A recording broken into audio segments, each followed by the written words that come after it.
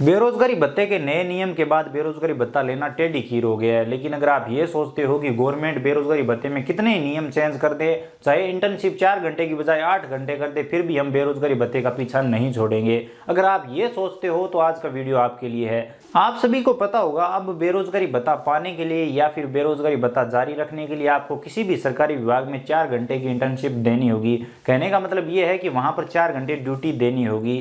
तो इसके लिए आपके पास 3 महीने का एक कोर्स होना चाहिए। अभी आपको वो बताना होगा कि आपके पास वो 3 महीने का कोर्स है या नहीं। अगर है तो आपको अलग से फॉर्म फिलअप करना होगा। लेकिन अगर आपके पास वो कोर्स नहीं है तो गवर्नमेंट आपको बिल्कुल फ्री में 3 महीने के लिए ट्रेनिंग देगी, वो कोर्स करवाएगी। उसके बाद आप बेरोजगारी भत्ता अपना जारी रख पाएंगे या फिर बेरोजगारी भत्ता ले पाएंगे। तो चलिए हम जान लेते हैं कि अगर आपके पास कोर्स है तो आप किस तरह से ये फॉर्म फिलअप करेंगे। कहने का मतलब है किस तरह से आप ये बेरोजगारी भत्ते का फॉर्म रिन्यू करेंगे, और अगर आपके पास कोर्स नहीं है तो आप किस तरह से नए कोर्स के लिए अप्लाई करेंगे। और इसी के साथ ये भी जानते हैं कि आपके पास कौन कौन से कोर्स है तो चल जाएगा और कौन कौन से कोर्स है तो नहीं चलेगा। चलिए शुरू करते हैं।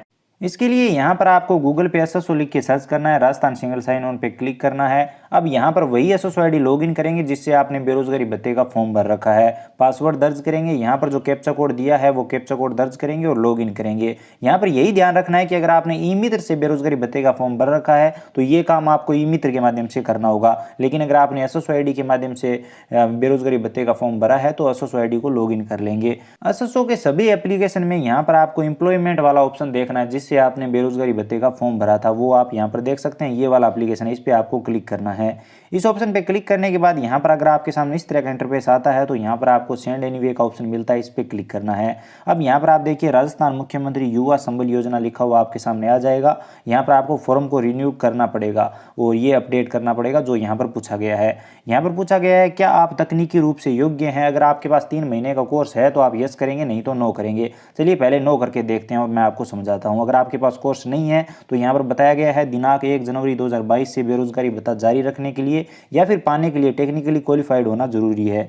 इसके लिए आपके पास 3 माह का कोर्स होना चाहिए। अगर कोर्स नहीं है तो गवर्नमेंट आपको 3 माह निःशुल्क ट्रेनिंग देगी, ये कोर्स करवाएगी। तो अगर आप ये करना चाहते हैं, अगर आप बेरोजगारी भत्ता लेना चाहते हैं तो यहाँ पर आपको यस करना होगा, ये कोर्स करना ही होगा, तभी आपको बेरोजगारी भत्ता मिलेगा या फिर आपका बेरोजगारी भत्ता जारी रहेगा। अगर आ रहा है तो यहाँ पर यस करेंगे। यस करने के बाद यहाँ पर आपको कोर्स का सेक्टर चुनाव करना होगा, यानी कौन से सेक्टर में आप ये कोर्स करना चाहते हैं। यहाँ पर आप देख सकते हैं बहुत सारे ऑप्शन है, जिस भी सेक्टर में आपका इंटरेस्ट है, जिस भी सेक्टर में आप ये कोर्स करना चाहते हैं वो यहाँ पर आप सेलेक्ट कर लीजिए। उदाहरण के लिए एग्रीकल्चर सेलेक्ट करते हैं, यहाँ पर आपकी रुचि कौन से कोर्स में है वो यहाँ पर आप सेलेक्ट कर लेंगे। बहुत सारे ऑप्शन है, आप अपने हिसाब से देखकर सेलेक्ट कर लीजिए। जिसमें यहाँ पर देखिए टेलीकॉम का भी ऑप्शन है, तो आप इसमें से भी कोई ऑप्शन सेलेक्ट कर सकते हैं। बहुत सारे कोर्स यहाँ पर गवर्नमेंट की तरफ से करवाए जा रहे हैं, ये बिल्कुल फ्री होगा, 3 महीने के लिए ये कोर्स करवाया जाएगा। उसके बाद यहाँ पर आपके रजिस्ट्रेशन नंबर आ जाते हैं। यहाँ पर बताया हुआ है दिनांक 1 जनवरी 2022 से बेरोजगारी भत्ता जारी रखने के लिए या फिर पाने के लिए आपको 4 घंटे रोजाना इंटर्नशिप देनी होगी किसी भी सरकारी विभाग में, यानी कि आपको वहां पर रोजाना 4 घंटे ड्यूटी देनी होगी। तो अगर आप इस बात से सहमत है तो आपको यस करना है। यस करने के बाद यहाँ पर आपको एक्सेप्ट पे क्लिक कर देना है और आपका ये फॉर्म सबमिट हो जाएगा। और जब भी आपको कोर्स के लिए बुलाया जाएगा तो वहां पर जाना होगा, ये 3 महीने का कोर्स करना होगा। उसके बाद आपका बेरोजगारी भत्ता फिर से शुरू होगा या फिर आने लग जाएगा। अगर नहीं आ रहा है तो, अगर आ रहा है तो उसके बाद आपका बेरोजगारी भत्ता कंटिन्यू कर दिया जाएगा। कोर्स की बात करें तो यहाँ पर बहुत सारे कोर्स है, उनमें से आप कोई सा भी कोर्स कर सकते हो। ये काम आपको करना होगा अगर आपके पास कोर्स नहीं है तो। अगर आपके पास 3 माह का कोर्स नहीं है तो ये काम करना होगा। अब कोर्स में यहाँ पर आप देखिए एक आईटी वाला भी ऑप्शन है, इसमें बहुत सारे अच्छे अच्छे ऑप्शन है जो मुझे पर्सनली अच्छे लगते हैं। जैसे यहाँ पर आपको ऐप डेवलपमेंट का ऑप्शन मिल जाता है, वेब डेवलपमेंट का ऑप्शन मिल जाता है, जो कि गवर्नमेंट आपको बिल्कुल फ्री में करवा रही है। तो वो आप अपनी रुचि के अनुसार वो कोर्स यहाँ पर आप सिलेक्ट कर सकते हैं और कोर्स कर सकते हैं अगर आपके पास कोई कोर्स नहीं है तो। अगर आपके पास कोर्स है तो यहाँ पर आपको तकनीकी रूप से योग्य जहाँ पर लिखा हो वहाँ पर यस करना है। अब कौन कौन से कोर्स इसमें चल सकते हैं तो कोर्स का प्रकार चयन करें, इस पर आपको क्लिक करना है। यहाँ पर अगर आपके पास बीएड है, बीटेक है, एमबीबीएस है, यहाँ पर बीएससी नर्सिंग है या फिर बी फार्मा है, पॉलिटेक्निक्स है या फिर नर्सिंग है, आईटीआई है, आरसीआईटी है या फिर एनी कोई अदर कोर्स है तो आप वो चला सकते हैं। आपको अलग से कोर्स करने की ज़रूरत नहीं पड़ेगी। जो आरसीआईटी है वो लगभग स्टूडेंट्स के पास मिल जाता है, तो आप ये वाला ऑप्शन सेलेक्ट कर सकते हो अगर आपके पास कंप्यूटर वाला वो कोर्स है, आरसीआईटी है तो। और इनके अलावा कोई दूसरा कोर्स है तो वो सिलेक्ट कर सकते हो। कोर्स आपका कब कंप्लीट हुआ है यानी कि पासिंग ईयर कौन सा है वो यहाँ पर आपको सेलेक्ट करना है। तो इस पर क्लिक करके आपका जो भी पासिंग ईयर है मार्कशीट में दिया हुआ होगा वहाँ से देखकर सेलेक्ट कर लीजिए। उसके बाद कोर्स की यूनिवर्सिटी या फिर कॉलेज का नाम क्या है वो यहाँ पर आप बता दीजिए। नॉर्मली RCIT को वर्धमान महावीर ओपन यूनिवर्सिटी करवाती है तो VMOU हमने लिख दिया है। उसके बाद यहाँ पर आपको सर्टिफिकेट अपलोड करना होगा। यहाँ पर सर्टिफिकेट अपलोड करने में आपको दिक्कत आ सकती है, वो हम बाद में बात करेंगे। यहाँ पर आप देख सकते हैं दिनांक 1 जनवरी 2022 से बेरोजगारी भत्ता जारी रखने के लिए या पाने के लिए आपको 4 घंटे ड्यूटी देनी होगी, तो आपको यस करना है। यस करने के बाद यहाँ पर आपको एक्सेप्ट पे क्लिक कर देना है और आपका ये फॉर्म कंप्लीट हो जाएगा। यहाँ पर देखिए ये सर्टिफिकेट अपलोड नहीं हुआ है क्योंकि इसका मिनिमम साइज जो है PDF का साइज वो 100 KB होना चाहिए और मैक्सिमम 2 MB तक हो सकता है।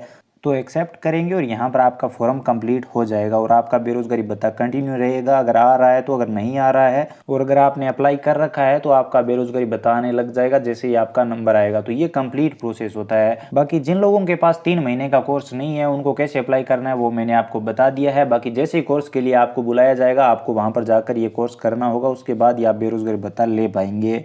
और अगर आपको यहाँ पर डॉक्यूमेंट अपलोड करने में दिक्कत आती है तो मैंने आपको बता दिया है कि PDF फॉर्मेट का साइज़ कम से कम 100 KB होना चाहिए। तो आपको क्या करना है कि JPG फॉर्मेट में पहले उस डॉक्यूमेंट को लेना है और उसका साइज़ बढ़ाना है, उसके बाद उसे PDF में कन्वर्ट करना है जिससे आपको आसानी होगी डॉक्यूमेंट अपलोड करने में।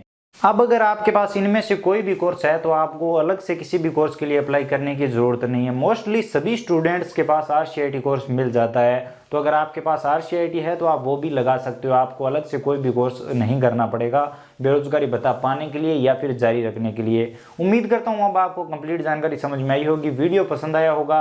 अगर जानकारी समझ में आई है, वीडियो पसंद आया तो लाइक करिए, शेयर करिए और अगर आप चैनल पर नए हो तो चैनल को सब्सक्राइब करके बेल आइकन प्रेस कर लीजिए ताकि भविष्य में हम जो भी वीडियो अपलोड करें उसका नोटिफिकेशन आपको सबसे पहले मिल सके और आप वो वीडियो सबसे पहले देख सके। इसी के साथ अगर आपके मन में कोई भी सवाल या सुझाव है या फिर कोई कन्फ्यूजन है तो आप बेझिझक कमेंट में बता सकते हैं।